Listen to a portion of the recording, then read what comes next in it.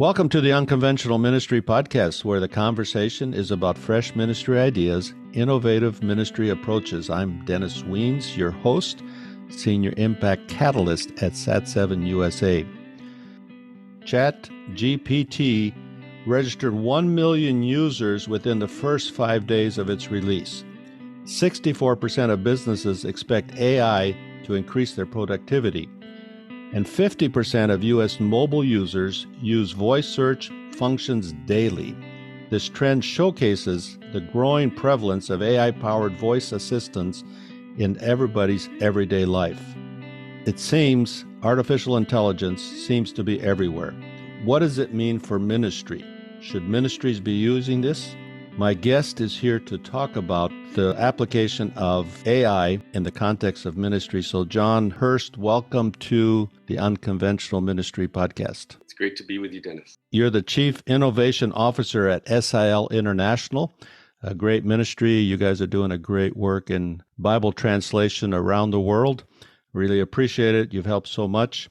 You're a champion for ministry innovation, so you're a good one to have on to talk about artificial intelligence, what everybody knows as AI, and its context for ministry. So I think everybody knows artificial intelligence, but let's maybe if you could define what it is for our conversation today as it relates to ministry to the local church. Yeah, a great way to enter, because we can't assume that everyone is on the same page or has the basic understanding. So it's really good to start at the beginning, right? Yeah, and everybody has a different idea. Some people are in different contexts, but what we want to talk about, how can ministries and the church use AI? That's right. Well, really simply, and I pulled this definition just from Encyclopedia Britannica, but essentially it's very simple. AI is having a computer do something that a human would have normally done, right? So at the very basic level. Now, there's multiple forms of AI. There's what we would call artificial narrow intelligence. And that's when it's very specific to a task, like it does a certain task for you, but it can't do anything else. And then there's what's called artificial general intelligence. And that's what most people are talking about today when they talk about AI.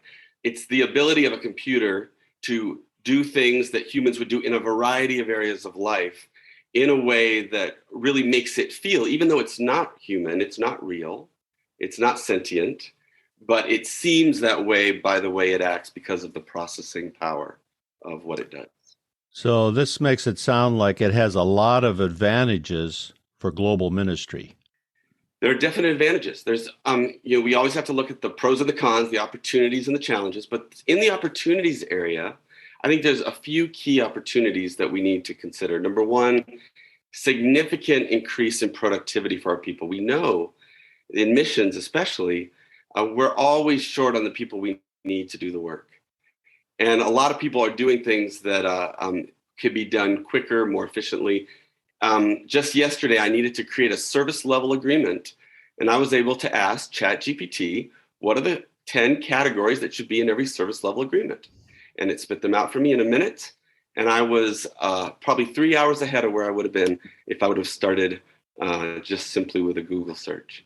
But I think the other area where it can be a real benefit to ministry is in supporting activities like Bible translation, internet evangelism, online discipleship and coaching, areas where our ability to do the work is dramatically limited by scale, meaning there are hundreds of thousands of people, or there's hundreds of opportunities. We can't get to them all.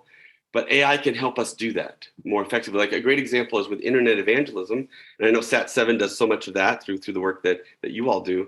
So many people who are coming to an internet evangelism site have a simple question they just want an answer. They don't want to talk to someone.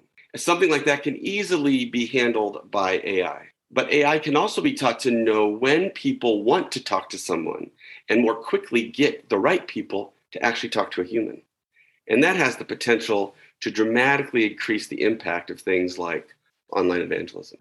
Very interesting. I know text generative AI like ChatGPT can reduce research time and improve writing, but it can also contribute to sameness, or the author, the writer, the content creator can lose distinctiveness because he's using AI and everybody's contributing into AI. How does the author, the ministry leader, keep his distinctiveness? Well, I think in this situation, the most important thing for us to get right is roles. And I think this is what we often get wrong so quickly.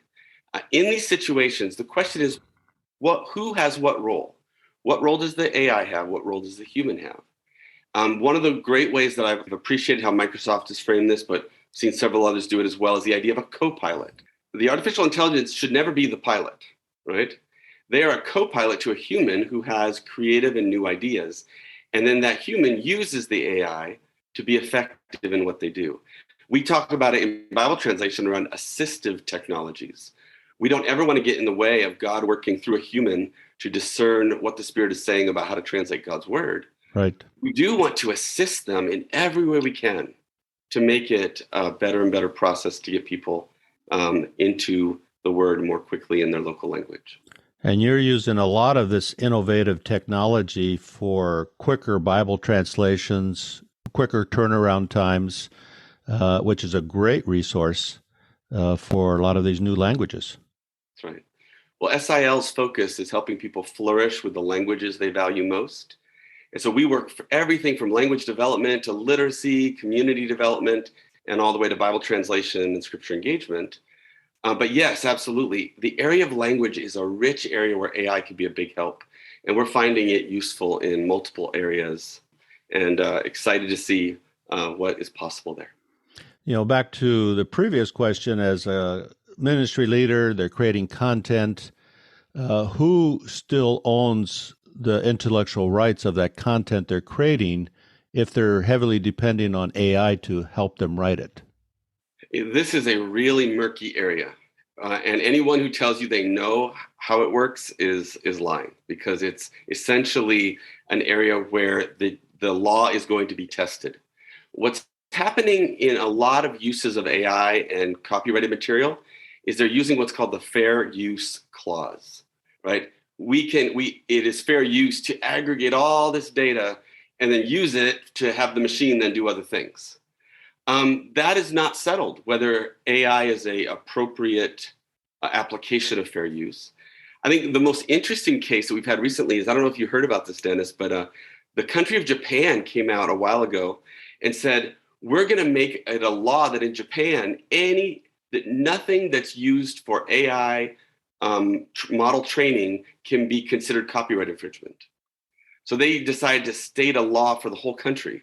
Now, since then, they walked it back a bit, and they're kind of couching it because they got a lot of pushback. But this area is one that we have to watch very carefully. Anytime you put something out on the internet, you now have to assume that it is being used to train a model of some kind. So you need to think about how you release your work based on that current reality today. And that leads me to another question. You know, these models that are being trained in AI, they're being trained by people who have maybe a very different ideology, different value system. And so when you're asking AI to help you write content, they're drawing from another person's prejudices, ideologies. So what's the concern? What's the safeguard there for Christian writing? Yeah, this is a topic that's gotten a lot of attention, the bias in AI or the potential implications for the kind of answers it might give. You know, you can ask AI all kinds of questions about, give me 3 scriptures on human suffering, and it'll give you stuff. Right. What's the quality like? Well, it's going to depend, right? And so I think the way to think about this is, remember, AI is simply a machine that is spitting back what it has taken in, and it's using huge amounts of processing power to do that in novel and different ways, right? So garbage in, garbage out is the basic concept we've heard before in lots of things, right? Right. If there's really good stuff being fed to the model, then really good stuff will come out. One of the things that I would say is a real breakthrough in this area is we're actually experimenting now with AI models that are trained on specific, what we call ground truth. And what that means is, instead of using the entire internet to train your model, and there's some really wild stuff on the internet, so there's some really great stuff on the internet. Right. We're actually doing model training that's on only certain sources that are all reputable. So we know that the output if it's working well, that's a caveat. It's If the model trustworthy. is working well, is going to be a trustworthy outcome because it's based on trustworthy, vetted materials that people believe are valuable. So that's a key to dealing with this issue, especially for the ministry community. So are you part of a group that's doing that initiative to train these models, and will you make those models available to various ministries rather than just an open AI that draws from everywhere in the globe? Yeah. Well, we're definitely part of a big community of nonprofits that is working on these challenges. I'll mention two things to you that I think your audience will be interested in. One is there's an annual conference called missional.ai. That's the website. And it's all the people from the ministry world gathering together to figure out how to use AI to further God's kingdom. So there we have a lot of people working on these challenges. And then the other site that actually SIL helps run along with Biblica, which is another Bible organization, is called tools.bible. And tools.bible is a site that highlights a lot of these advanced tech tools that help people get access to these resources and use these kind of models. So it's a great resource for your audience to visit. So our podcast listeners, maybe one is a pastor, maybe they're in church leadership, ministry leadership. What advice do you have for the ministry leader? Yeah, I recently wrote an article about this, and I was reflecting on this exact question. And I really went to Daniel chapter 2. Daniel was faced with this powerful force, King Nebuchadnezzar, making a very unreasonable request. I want you to tell me my dream and interpret it. And so what did he do? He sought to understand. He went to the king, got more information. He went to his prayer closet with his 3 friends, and he went to God and asked God for help. And then third, when God told him what to do, he did it. And I think my challenge to anyone who is a kingdom person, a Jesus follower, is to understand AI. Don't be afraid of it. It's just another tool. It can be used for good or evil. Then go into prayer, ask for discernment about how you should use it. What's the right way for you to use it? And then finally, as God reveals to you through discernment what you should do, don't be afraid to do it, because we know that God blesses the things that he tells us to do.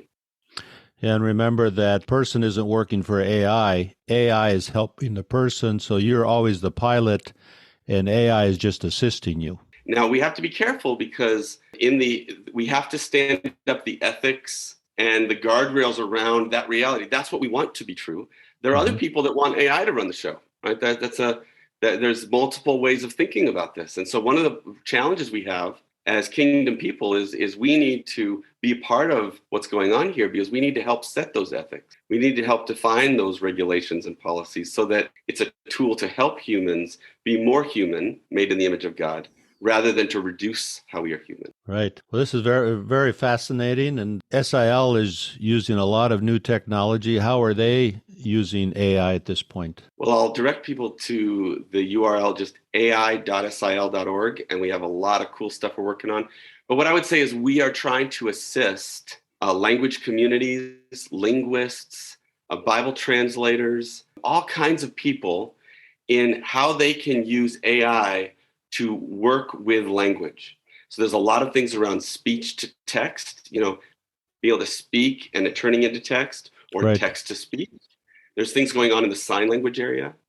There's a lot of things going on in the assistive technologies. There's things going on in the translation space. It can do direct translation. So there's lots and lots of ways that AI can be a good and helpful tool to help us serve more people and do the work that we have in front of us to do. So as we wrap up here, give a couple of those websites again, and I'll put them in the notes as well with hyperlinks. Yeah, so the event that you can attend is called missional.ai. Okay. The SIL website is ai.sil.org. And then, Dennis, I've got a curation of my articles on the subject, and I'll give you that link for you to share with your audience. Okay, very good. Well, John, this is fascinating, and appreciate you coming on, telling us a little bit about AI and how it can help ministries. So really appreciate it, and encourage people to get on your LinkedIn, follow you, the articles that you're putting there as well. Great to be with you. This is the Unconventional Ministry Podcast. If you've enjoyed this conversation, please share it with your friends and leave a comment. Sat7 is a Middle East and North Africa broadcast media ministry making God's love visible and the gospel available to everyone in the Middle East and North Africa. Sat7 USA has resources in helping you honor God while protecting your family.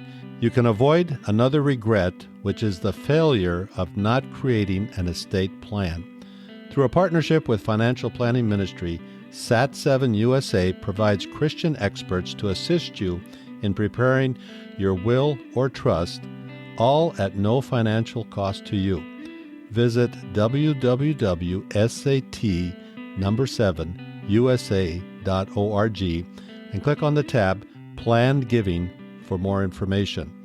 Sat7 simplifies the process and makes it easy for you so that your family and friends don't have to bear the burden and regret of your failure to create an estate plan. Thank you again for joining this episode of the Unconventional Ministry Podcast.